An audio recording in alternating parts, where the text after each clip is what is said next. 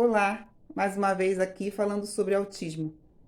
Então, desta vez estaremos falando sobre a CID-11, o Código Internacional de Doenças, emitida pela OMS, Organização Mundial de Saúde, na sua 11ª edição. Então, o conhecido CID-11, CID-11. A CID-11 vem reunir todos os transtornos que estavam dentro do espectro do autismo num só diagnóstico, TEA, transtorno do espectro do autismo. E está em sintonia com o que já vinha sendo visto e dito pela DSM-5, que é o Manual de Diagnóstico e Estatística dos Transtornos Mentais. Na antiga CID, na CID-10, os transtornos globais do desenvolvimento tinham suas subdivisões. Tinha F84, mas tinha outras subdivisões, os transtornos desintegrativos da infância, síndrome de Asperger, os transtornos de hipercinesia, o autismo infantil, o autismo atípico, dentre outros, e as suas subdivisões. Hoje, na CID-11, a partir de janeiro de 2022, já em vigor, nós podemos ver somente um código, é o 6A02.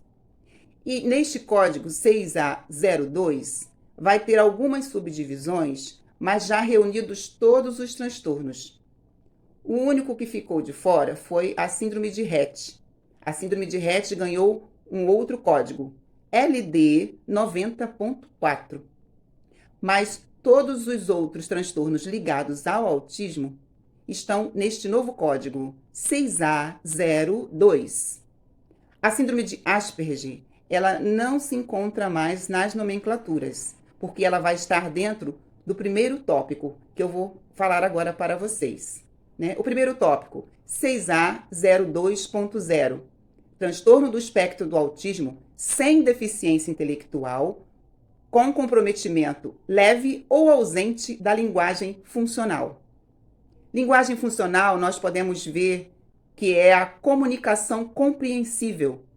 Se essa pessoa com TEA consegue se comunicar, seja pela fala, seja por movimentos motores, por balbucio, por olhar, mas de maneira que ela se faça compreender. Tem essa linguagem funcional? Funcional é exatamente isto, que funciona, que cumpre a sua função, que faz com que o interlocutor, o outro, compreenda o que está querendo se dizer.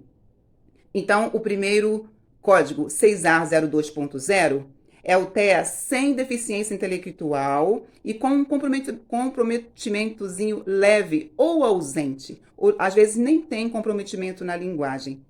Então a gente pode considerar que esse aí seria o antigo Asperger, que não tem deficiência intelectual e nem tem dificuldade para se comunicar. Verbaliza muito bem. O outro tópico, 6A02.1, é o TEA com deficiência intelectual, apresenta deficiência intelectual e tem comprometimento leve ou ausente da linguagem funcional.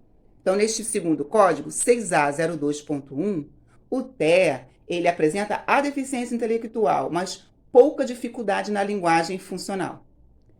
Terceiro código, 6A02.3, é o TEA, transtorno do espectro do autismo, com deficiência intelectual e com a linguagem funcional prejudicada. Então, tem comprometimento na linguagem funcional. Então, além da deficiência intelectual, do nível de compreensão dele ser comprometido, também tem comprometimento na forma de se comunicar. O outro tópico é o 6A02.5. É o TEA com deficiência intelectual e com ausência de linguagem funcional. Não tem linguagem nenhuma, não se comunica. Não tem como você saber o que o TEA está querendo, porque a linguagem funcional dele precisa ser estimulada ainda. O outro código é 6A02.Y. Outros tipos de transtorno do espectro do autismo especificado, mas sem nenhuma outra singularidade referente à deficiência intelectual ou linguagem. E, por último, 6A02.Z, que é o transtorno do espectro do autismo não especificado. Ou seja, apresenta características, mas não se consegue identificar muito bem. Então, quando a gente ver esses novos códigos, não precisamos nos assustar.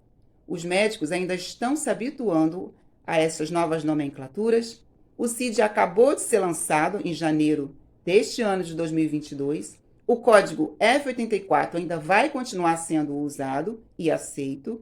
Os laudos que já se tem com F84 continuarão sendo aceitos, porque vai demandar um tempo para todas essas trocas acontecerem, ok?